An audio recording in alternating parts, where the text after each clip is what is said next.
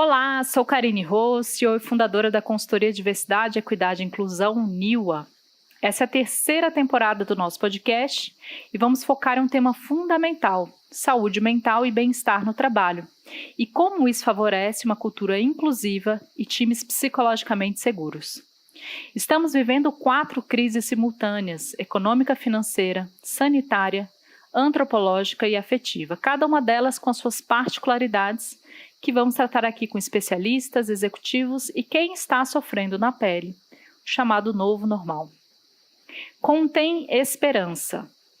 Esse é o mote do nosso podcast de hoje e também o nome de um livro escrito por 46 pessoas que contam suas histórias sobre viver e conviver com uma doença grave.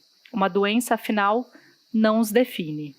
As histórias foram colhidas por meio do projeto Casa Paliativa, que abre espaço físico e virtual para a troca de experiências de pacientes, funcionando dentro da Casa do Cuidar, da qual a nossa convidada de hoje, Cristiane Ferraz Prade, é cofundadora. Atualmente ela reside na Inglaterra, de onde coordena o curso básico multiprofissional à distância, supervisiona o projeto Casa Paliativa e explora novas formas de expandir a filosofia de cuidados paliativos através do projeto Vital Compass. Ela vem desenvolvendo o conceito do cuidar ser uma core skill, ou habilidade essencial, contrastando com ideias que estamos mais familiarizados como hard skills e soft skills, e os divide em 3 esferas: o autocuidado, o cuidar de alguém ou de alguma coisa e se permitir ser cuidado. Isso vale para quem usa o jaleco, está na cama de um hospital ou possui uma boa saúde. Com a pandemia, tivemos de lidar com a perda de 640 mil brasileiros. Para a psicóloga que atualmente trabalha no Royal Trinity Hospice, a morte serve como um despertador que acorda as pessoas para a vida. É nessa hora que fazemos uma revisão das nossas vidas e buscamos o verdadeiro propósito dela. Por isso, ela está empenhada em ajudar as pessoas a encontrarem a sua bússola da vida.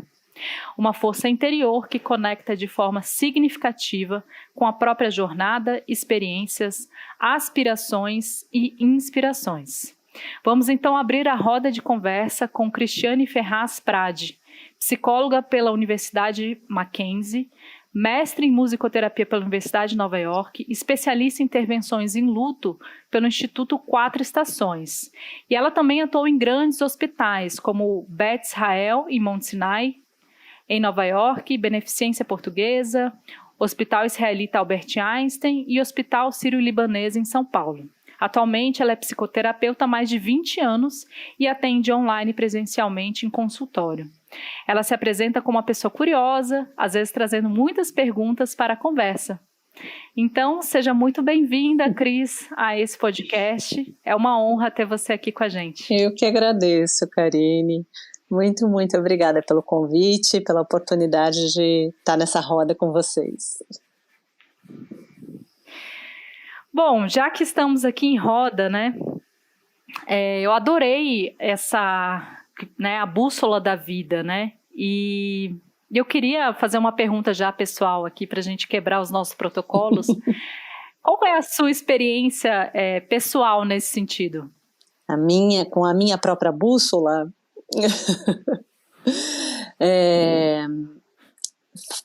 foi um processo e tem sido, né, um processo de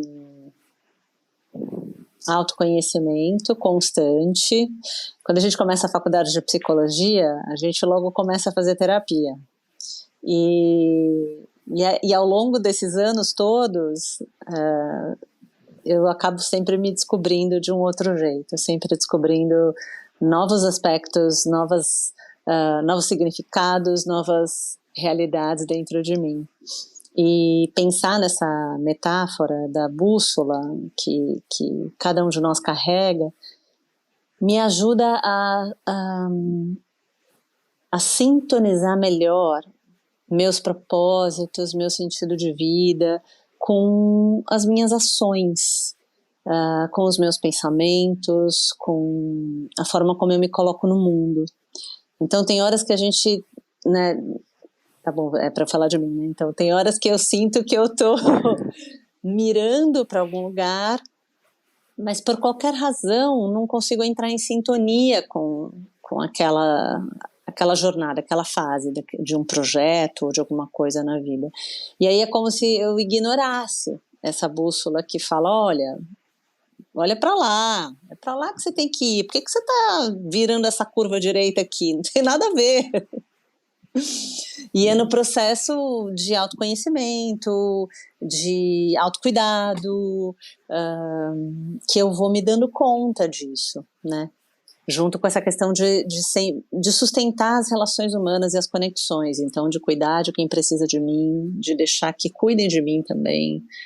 Então é sempre um processo, nunca é algo que já está resolvido, né? E é uma relação que a gente vai nutrindo consigo mesmo, né? Com essa ideia de uma bússola interna. E eu acho que nunca tanta gente ouviu essa palavra propósito, né? E eu acho que essa palavra acaba muitas vezes se tornando um peso, assim, né, para as pessoas, né? Como que você acha que é possível a gente fazer essa caminhada, como você trouxe muito bem, que é uma jornada de autoconhecimento, mas de uma maneira mais leve? Que, assim, importando a nossa jornada, né? Eu acho que isso é muito importante. Às vezes, é que nem eu acho que a gente podia fazer uma analogia com felicidade, né? A gente sempre está achando que a felicidade vai ser um resultado, vai ser algo que depois a gente atingir um determinado, sei lá, momento da nossa vida, a gente vai ser feliz. E a gente, às vezes, não olha essa jornada. Como é que você vê essa questão do propósito, né? Muita gente tem buscado, mas é isso. Muitas vezes leva isso como uma coisa muito pesada, assim. Queria que você pudesse compartilhar um pouquinho sobre o que você pensa. Deixa eu ver se eu entendi a sua pergunta. Quando você fala de mais pesada, você está falando de uma autocobrança, de uma questão da sociedade impor isso? É isso, Amanda? Eu acho, exatamente. A sensação que eu tenho é que essa palavra, cada vez mais as pessoas falam, né? Trabalho com propósito, vida com propósito e tal. E muitas pessoas acabam entrando, às vezes, nesse looping ou nessa dificuldade de tentar achar aquele trabalho que seja significativo e, às vezes, saem dos trabalhos que estão...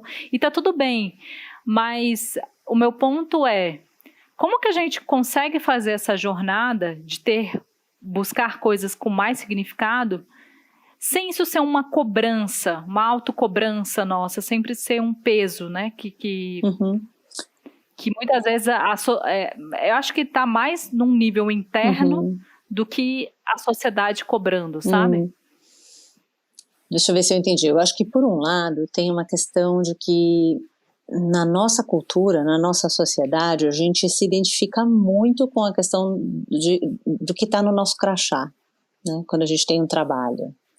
Então é aquilo, você chega na festa, na reunião, no bar, para encontrar com os amigos, tudo bom? Qual é o seu nome? O que você faz? Né? Qual é o seu trabalho? Então, às vezes é mais importante do que o nosso nome, aquela coisa da tarefa que eu executo na vida. E existem tarefas que elas estão mais em sintonia com uma questão de propósito, no sentido de provocar transformações no mundo, transformações culturais, de mobilizar a sociedade, de criar movimentos, né? E existem outras tarefas que elas estão mais em sintonia com o conservar, né, com manter aquilo funcionando daquele jeito, com a ordem que já está estipulada. E existem aquelas tarefas que são muito mecânicas, né? Eu acho que independente, é muito mais fácil a gente pensar em, eu tenho um propósito quando eu estou numa tarefa que tem a ver com mobilizar, mudar, transformar. É mais fácil de ver isso. Mas eu entendo que o propósito, ele pode estar em todos esses espaços, porque eu não preciso do meu crachá para sentir que eu tenho um propósito na vida. E mesmo quando a gente faz uma tarefa laboral, mesmo quando é um trabalho que pouco tem a ver com uma questão de construir uma ideia ou, né, essa coisa mais intelectual, quando ele é mesmo um trabalho braçal, mesmo assim existe um espaço para a pessoa ter um propósito na vida, que pode estar relacionado com a sua comunidade, pode estar relacionado com a família, pode estar relacionado com a sua espiritualidade, que não está dentro do contexto do trabalho de segunda a sexta, né? Então, eu acho que o propósito não precisa ser pesado. E ele não deveria ser, mas ele precisa estar alinhado com quem você é. E às vezes essa cobrança que você falou, né, que pode ser presente para algumas pessoas de se cobrar demais, isso pode estar mais relacionado com inseguranças do que com o propósito em si. Pode estar mais atrelado, né, com uma questão de querer provar alguma coisa do que com o seu próprio propósito mesmo. E me veio muito, talvez, essa inquietude, né, que você trouxe, essa insegurança, acho que vem muito quando você se compara com o outro, né? E aí eu acho que entra direto nessa questão. E eu concordo com você, eu acho que a partir do momento em que a gente desassocia a questão do status, do cargo, né, e realmente busca o propósito no sentido desse florescimento humano, né, dessa busca com mais significado, mais sentido, né, e que não tem nada a ver com questões materiais, mas a gente está conectado com os nossos valores, né, com o nosso sentido, né, enfim, com felicidade de fato genuína, né. E vamos refletir agora um pouco, acho que em relação às empresas, né, eu acho que hoje, cada vez mais, né, a gente está vivendo essa sociedade do cansaço e cada vez mais as pessoas estão extremamente exaustas, Sim. né? E eu queria ouvir um pouquinho de você, como que as empresas hoje elas podem exercitar mais essa arte de verdadeiramente cuidar das pessoas? Como que você tem visto esse movimento, né, dentro das organizações? Eu vejo, por mim, assim, eu vejo que, por um lado, a gente tem esse excesso da produtividade, né, e essa confusão, né, entre colocar limites, né, as próprias lideranças muitas vezes não estabelecem limites, mas ao mesmo tempo eu vejo talvez uma mudança também acontecendo por uma busca de mais saúde mental. Então, queria ouvir você, como que você tem enxergado esse movimento dentro das empresas? Nossa, essa é uma pergunta complexa, Karine. É um episódio só para ela. Exato, porque assim, as empresas, existem tantas empresas e cada uma tem sua cultura, Lá, né? E cada uma tem, né, cada uma é um mundo. Então, eu vou generalizar aqui, tá? Eu vou falar mais de uma questão dessa imagem da empresa mais generalizada, que ainda está tentando descobrir esse equilíbrio entre a saúde da pessoa que está lá dentro trabalhando e o lucro que ela recebe com aquele trabalho. Então, a impressão que eu tenho é que a gente está ainda buscando um paradigma que a gente não sabe qual é. Porque a demanda pela questão do lucro é o foco da empresa. E então é uma situação super delicada, porque a pessoa está lá dentro para trazer aquele lucro, né? Ao mesmo tempo, hoje a gente entende falando, mas essa pessoa é valiosa para mim também. Não é que eu só quero que ela dê lucro para mim, eu também quero valorizá-la, né? Então, de uns tempos para cá, de umas décadas para cá, a gente começou a perceber isso com mais clareza, de que o funcionário, esse descarte precisava ser revisto e ainda está sendo revisto, né? E aí, de novo, tem vários tipos de empresa, mas focando, né, numa coisa generalizada, eu acho que a gente ainda está nesse lugar de começar, por exemplo, teve um episódio que vocês fizeram sobre burnout que eu achei maravilhoso, porque é isso, mais ou menos uns 10 anos atrás, quando a gente falava de burnout dentro das empresas, isso era totalmente ignorado. Não era muito confundido com essa questão de depressão e nunca, assim, nunca, né, mas era muito difícil de você ouvir uma questão de se comprometer com isso, como empresa. Nossa, temos alguma responsabilidade aqui, né? Então é muito mais fácil dizer que o funcionário está deprimido e se eximir, exato, da responsabilidade, exato, do que falar, nossa, temos alguma coisa aqui dentro que não está funcionando, temos que mudar, é importante zelar pela saúde mental dos funcionários. Isso requer uma reestruturação muito grande. E eu acho que a gente está começando a fazer isso. Se há 10 anos atrás isso não era falado, desculpa, se há 10 anos atrás isso não era muito aceito, não era muito falado, agora já está sendo falado, agora as pessoas estão começando a expressar isso, né? A não se sentirem incompetentes nem tão envergonhadas por isso, porque existe uma certa vergonha, né? De falar, poxa, mas eu achava que eu sabia fazer isso, e eu agora, de repente, eu não sou mais aquela pessoa que eu achava que eu era, porque eu não estou produzindo como eu já produzi. Então, para as empresas, eu acho que ainda existe um processo de construção, de como é que a gente vai cuidar da saúde mental e do bem-estar das pessoas que trabalham para a gente. Como que a gente pode fazer isso, qual é o investimento que a gente vai dedicar para isso. Eu acho que elas estão descobrindo essa importância e estão tentando caminhos, e eu acho maravilhoso, porque a gente vai precisar fazer isso. Se não fizermos isso, a questão da saúde mental vai realmente piorar demais, porque a gente já está numa situação que com a pandemia já trouxe uma sobrecarga muito grande para todo mundo.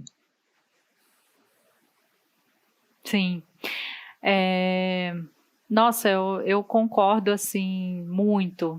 É claro que eu fiz uma pergunta, assim, bem geral, né? Mas eu acho que você trouxe um paralelo importante. Há 10 anos a gente nem falava disso, Não né? falava. E quando alguém isso. falava, era tipo ignorado. Eu falava, ai, que imagina, que Exatamente. coisa. Que...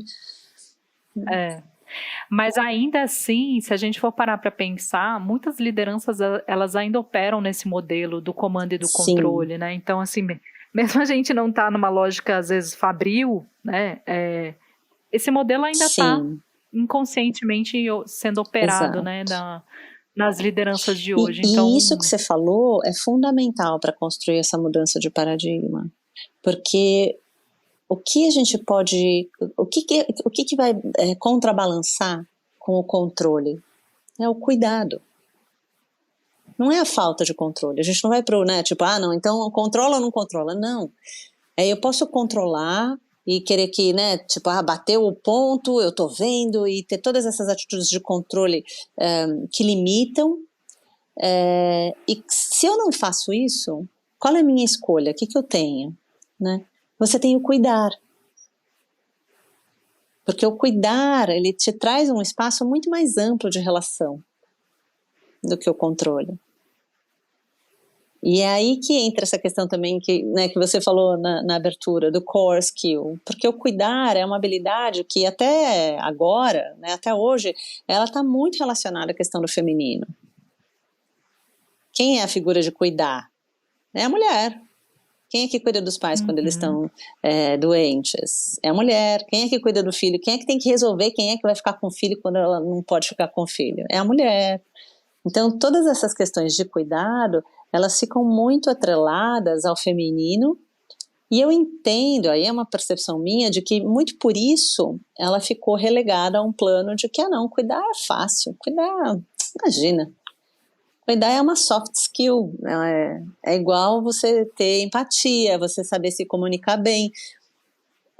Foi colocado pra gente como uma habilidade que é tipo, é facinho, imagina.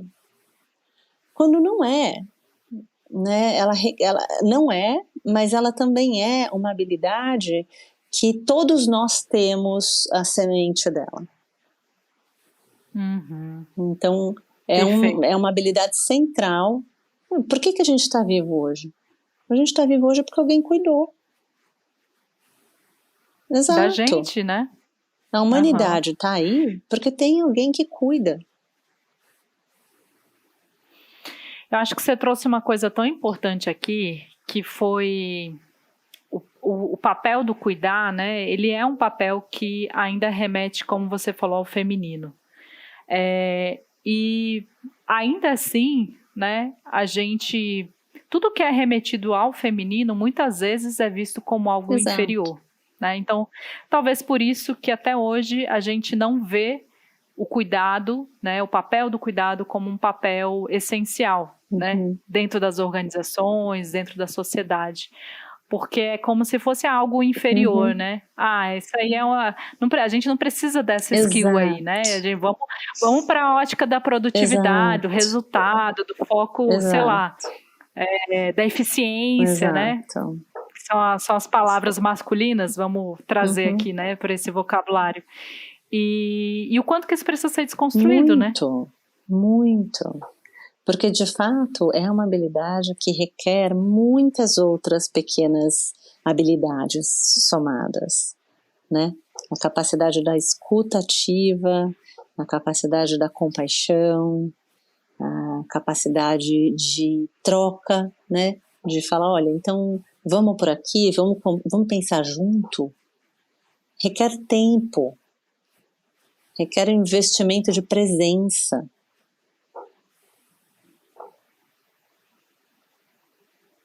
É um outro nível de profundidade. Né? A gente está falando de uma outra coisa. Exato. O soft skill, né, dessas coisinhas é você ter o roteirinho de como é que é ser educado. Eu tenho que falar, por favor. Isso é soft skill, é um roteiro. Você não precisa saber muita coisa. Agora, uma habilidade profunda é essa que você sabe responder aquilo que a pessoa está lá diante de você, que ela está te pedindo ou que ela está te trazendo. Não é o roteirinho do que é educado. É relação. E isso pede que você esteja presente, que você fique mais confortável com as suas imperfeições, com aquilo que você não sabe. Não tem a ver com eu preciso saber tudo e eu preciso estar certa. Tem a ver com vamos descobrir. Né? Tem a ver com deixa eu te ouvir, você me ouve. É um outro caminho. Uma outra core skills, né? A gente está falando de humildade, né? A gente também está falando de vulnerabilidade, né? Quando a gente fala assim, não tenho todas as respostas, né? Quero aprender com você. A gente está indo para uma outra ordem de diálogo, né? E o mais complexo, assim, interessante é que quando a gente entra nessa forma de funcionar, a gente favorece conexão. E as empresas são times, são pessoas. Né? Então, poxa, nada melhor do que você promover conexão para promover colaboração, criatividade. Perfeito. Então, exatamente. Né? Cris, vocês comentam muito na Casa do Cuidar, né, sobre a importância da comunidade, né, e a necessidade do sentimento de pertencimento, né, que isso favorece uma maior abertura, por exemplo, para uma escuta ativa, e principalmente também sobre a esperança.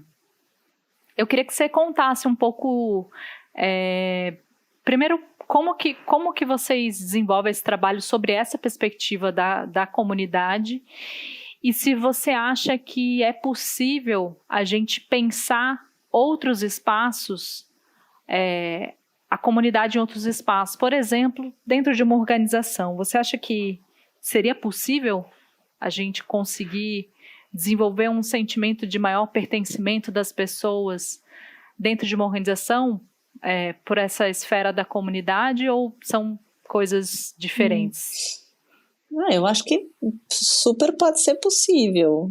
E é uma questão de descobrir como, mas eu acho que sim, claro. Porque pertencimento é algo fundamental para o ser humano. Todos nós precisamos sentir que pertencemos. Oferece proteção, de novo a questão da conexão, oferece segurança de você poder ser quem você é, quando você está cercado de pessoas que te olham, que te reconhecem, que te validam e que te aceitam. Tem a ver com eu não preciso ser algo idealizado. Eu posso ser eu. E a comunidade da Casa Paliativa é uma comunidade que está, de uma certa forma, revolucionando o espaço de pacientes graves no Brasil.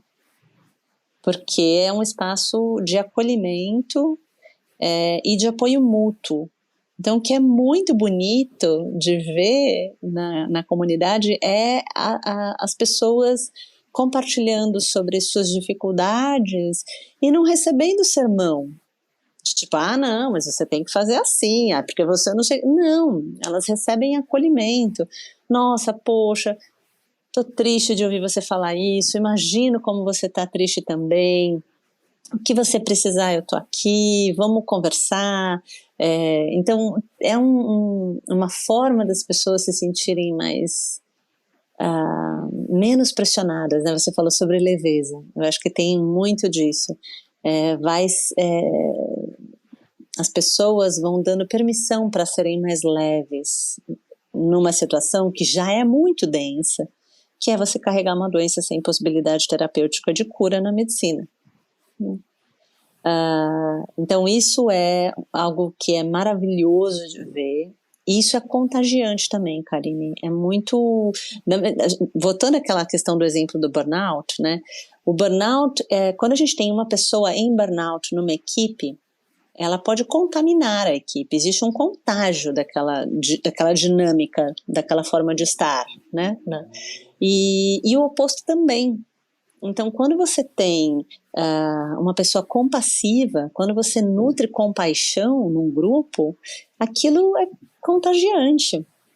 E você vai educando e nutrindo, e as pessoas vão vendo como é bom, quando elas desabafam, não ter que ouvir sermão, não ter que sentir que tem alguém apontando o dedo para uma falha.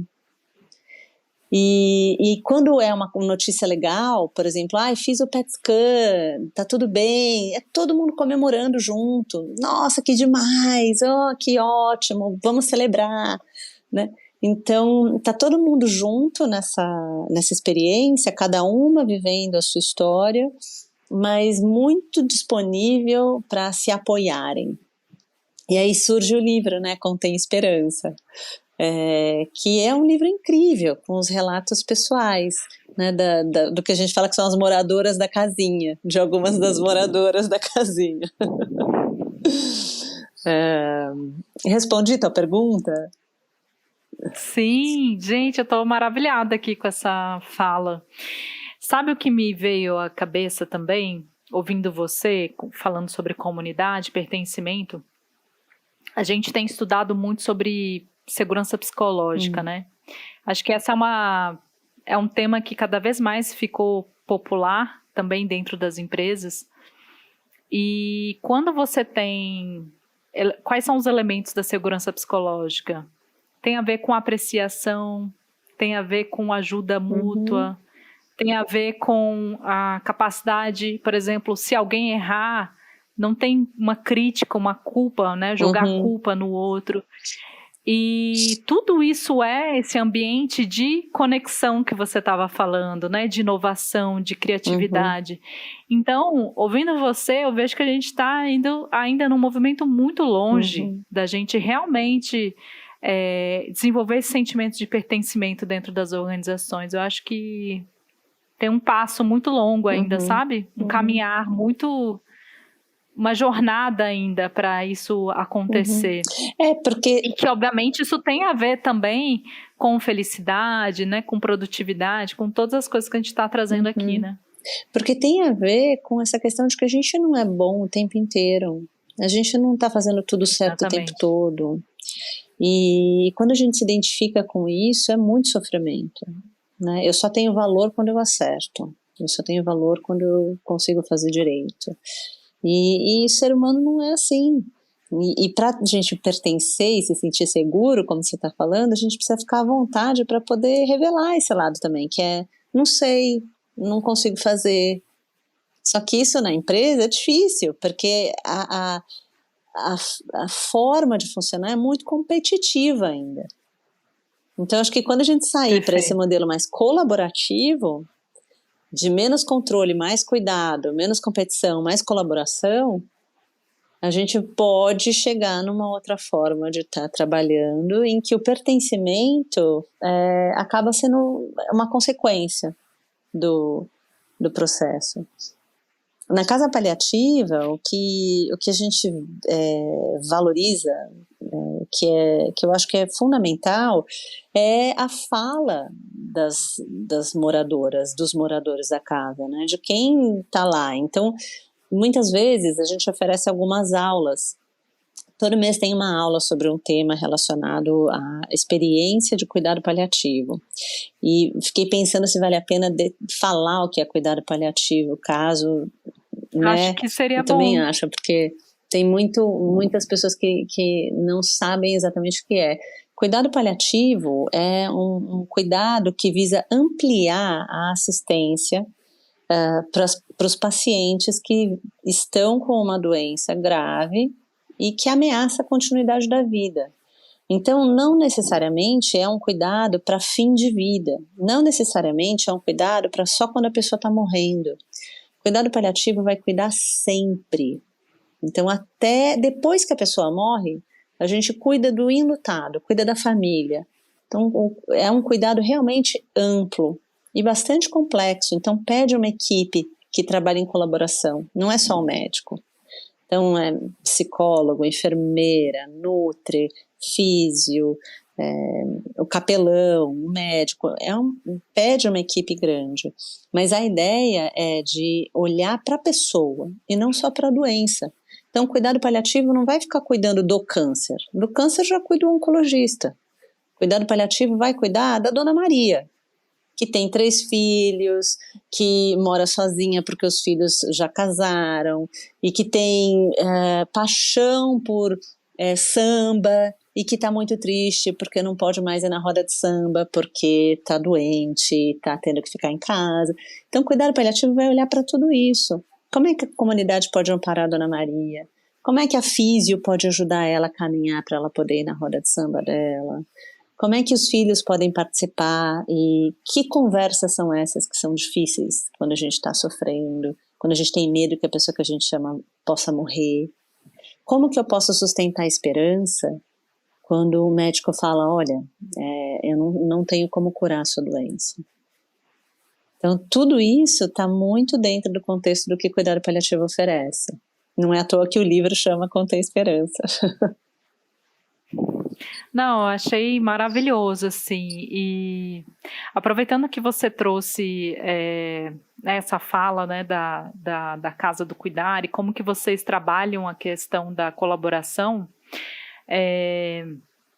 eu queria que você contasse também um pouquinho de um outro projeto seu, que é o Together, né, que você criou junto com seu marido, e também foi essa experiência em comunidade, Sim. né?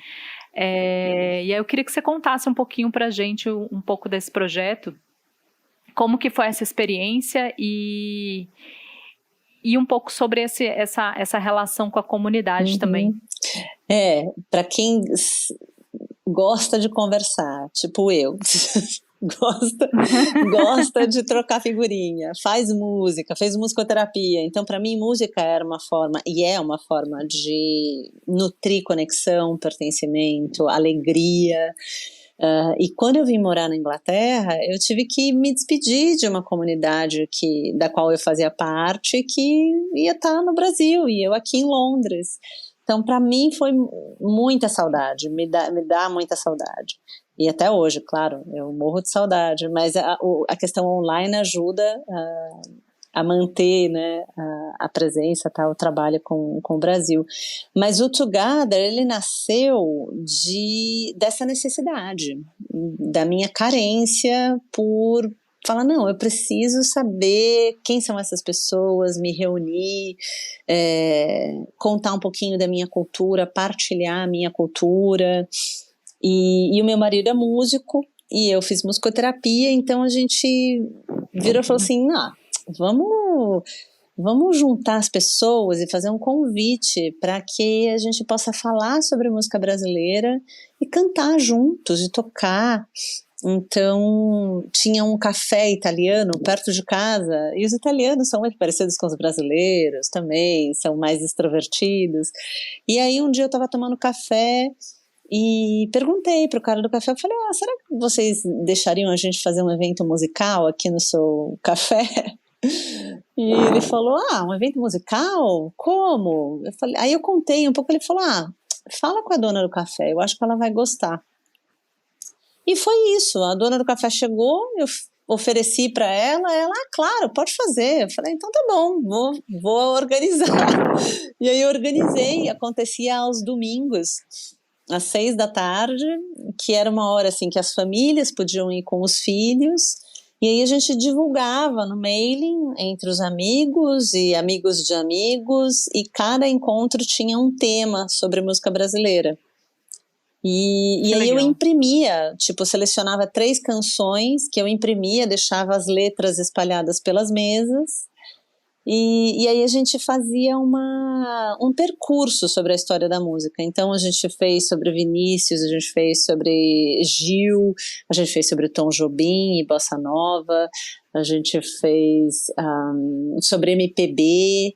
E então eu apresentava a história de determinada canção, quem compôs, em que época, por quê, e aí às vezes eu cantava e o Alê tocava, às vezes eu falava, pessoal, a letra tá aí na mesa, quem quiser cantar, por favor, cantem comigo.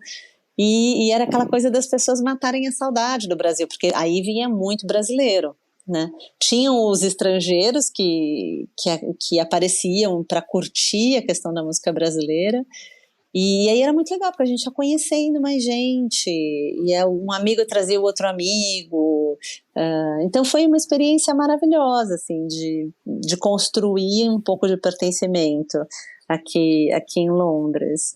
A gente teve que interromper o projeto, eu interrompi o projeto um pouquinho antes da pandemia, mas é um projeto que eu tenho muita saudade e vontade de retomar aqui.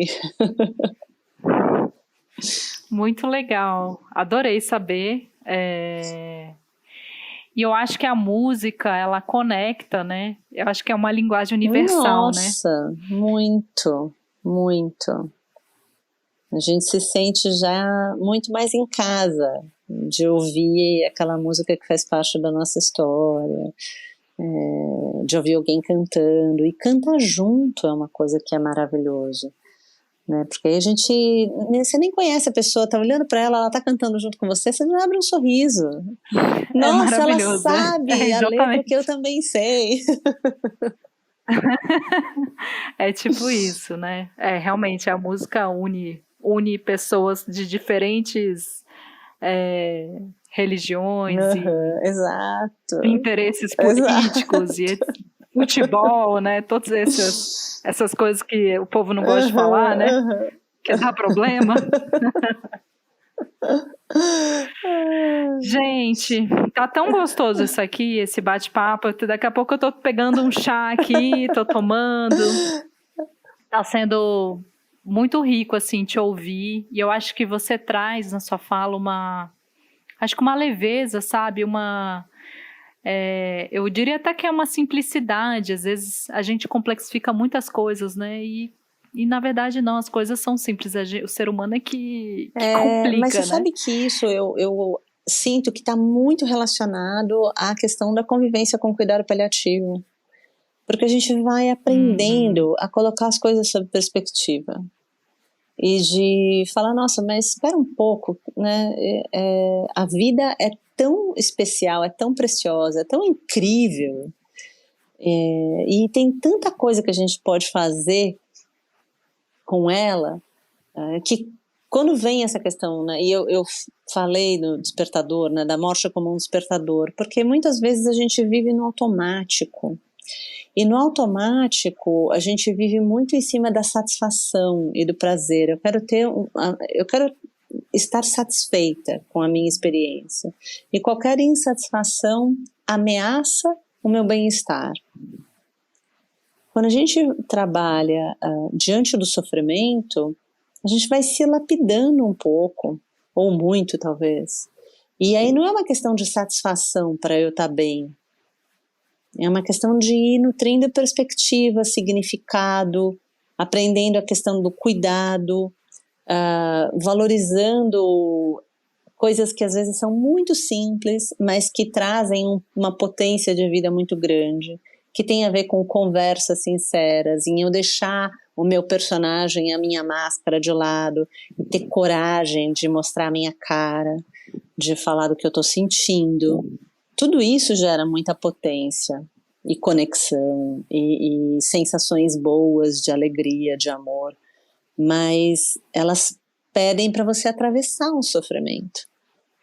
E quando a gente se recusa a sofrer, porque tudo tem que ser satisfeito, tudo tem que ser bom, o pensamento tem que ser sempre positivo, a gente não consegue se dar permissão para fazer essa travessia.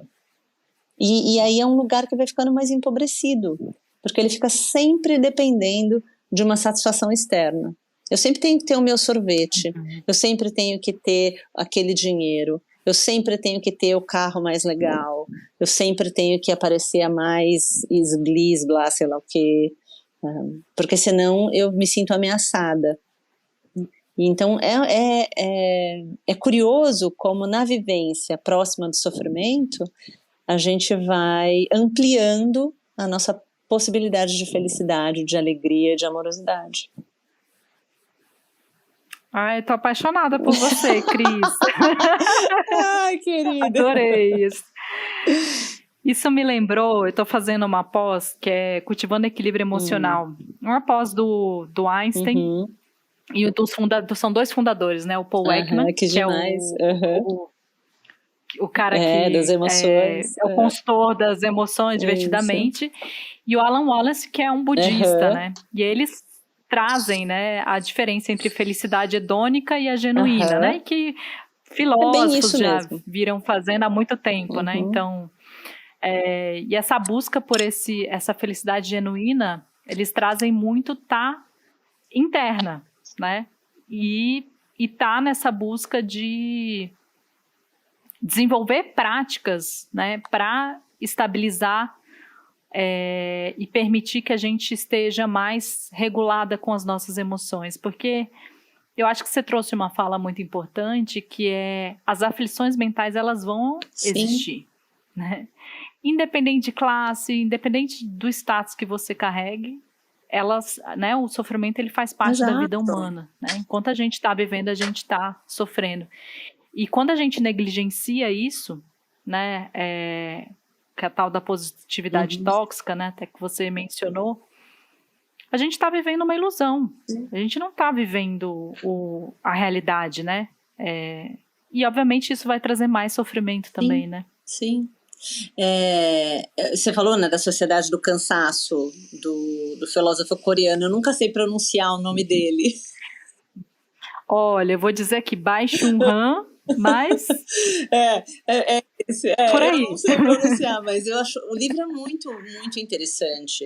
E essa é uma fala, Karine, que eu escuto muito comum, principalmente entre pacientes e familiares, essa questão do eu tenho que pensar positivo. Eu tenho que pensar positivo, porque se eu não pensar positivo eu vou deprimir. E não é bem por aí, porque o pensamento positivo ele tem que te alavancar para um lugar de força. Ele não pode te aprisionar. Então, quando ele vira uma prisão, ele não está fazendo o trabalho dele. A gente não está refletindo, se dando permissão para reflexão, para aprofundar o pensar sobre aquela experiência. Quem sou eu nessa experiência? E tem um poeta que eu amo, que é o Rilke, que é um poeta alemão, e ele, num dos livros dele, ele fala que se a gente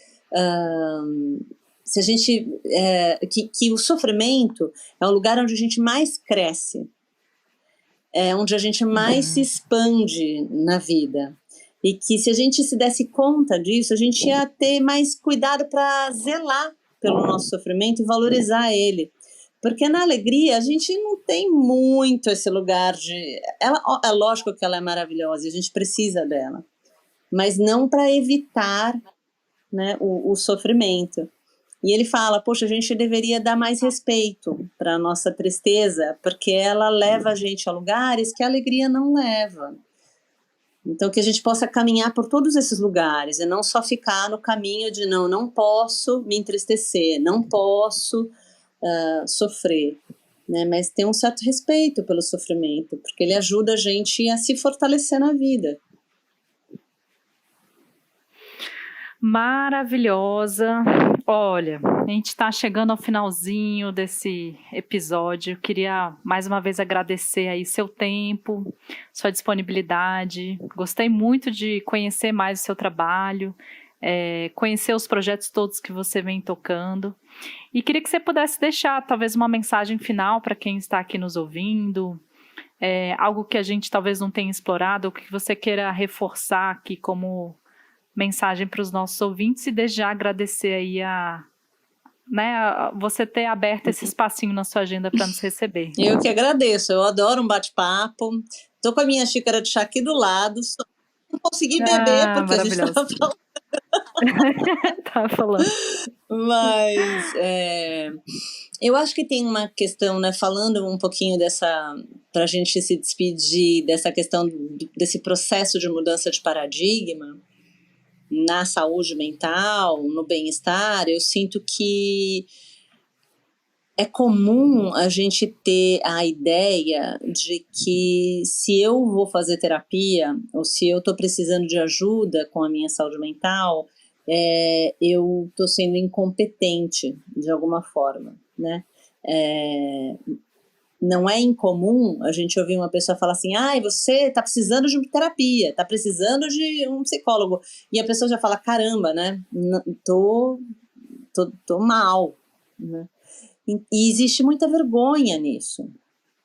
Então as pessoas se envergonham de se sentirem fragilizadas, se envergonham de estarem passando por um momento ou de maior ansiedade, ou de um diagnóstico de um distúrbio mental. E eu gostaria que as pessoas pudessem reformular, transformar um pouco essa ideia. Porque quando a gente se abre para ir buscar ajuda, a gente precisa estar num lugar um pouco mais corajoso dentro de nós. A vergonha enfraquece. Quando a gente compartilha com alguém, vem um certo alívio.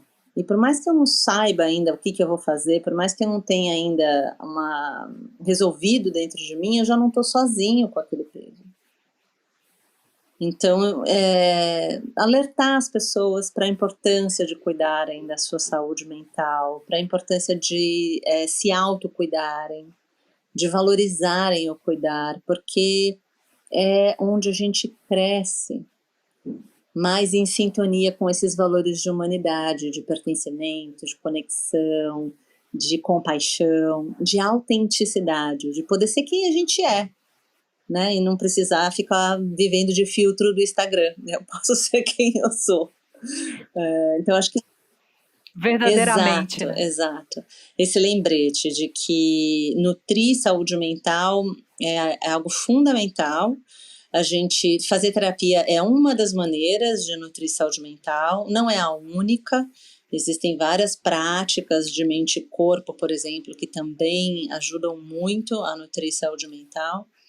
Mas não tenham vergonha de procurar ajuda e terapia num momento de maior fragilidade.